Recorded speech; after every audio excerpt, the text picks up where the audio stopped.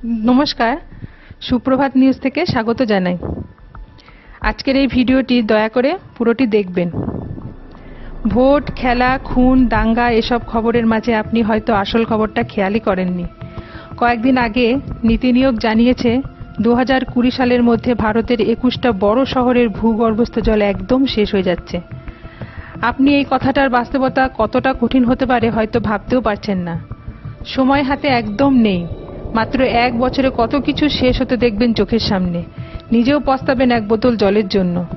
রাজস্থানে গরমকালে জল পাওয়া যায় না আমরা অনেকেই জানতাম, কিন্তু বেশ কয়েক বছর হলো মহারাষ্ট্রও সে কথায় নাম লিখিয়েছে।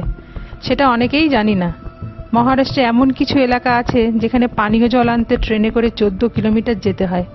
কাতরাচ্ছে মানুষ। এবছর সঙ্গে যোগ দিয়েছে চেন্নাই, বেঙ্গালুরু, দিল্লি, গুরুগ্রাম আরও কয়েকটি শহর। চারিদিকে জলের হাহাকার চলছে ওখানে। সোনার দামে বিকোচ্ছে জল। নোংরা জলই খেয়ে থাকতে হচ্ছে। আগামী বছর বা আগামী কয়েক বছরে আমাদেরও একই হাল হবে। সময় হয়তো সামান্য আছে, তাও বাঁচান, জল বাঁচান, সামান্য হলেও বাঁচান। লাস্ট 10 বছরে, মাত্র 10 বছরে আমরা ভূগর্ভস্থ জলের 61% শেষ করে দিয়েছি। বাকিটা শেষ করতে 2 বছরও লাগবে না। হয়তো আপনি ভাবছেন আপনার এলাকায় কিছু হবে না, কিন্তু আপনি জানেন না যে কোনো দিন আপনার জলের পাইপেও কালো জল আসতে শুরু করবে। তার 2-1 দিন পর জল আসাই বন্ধ হয়ে যাবে। নীতি আয়োগ বলছে ভারতের ইতিহাসে সবথেকে সংকটময় সময় এটা।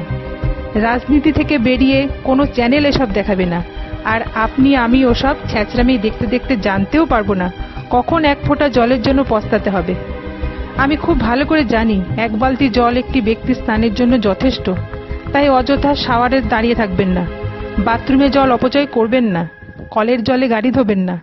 যতটা পারবেন পুকুর বা বৃষ্টির জল বা জলাশয়ের জল ব্যবহার করুন, কারণ মাটির তলার জল একবার উঠে এলে আর ফেরানো যায় না। আবারও হাত জোর করে বলছি, পরবর্তী প্রজন্মকে বাঁচান, নিজেকে বাঁচান, জল বাঁচান।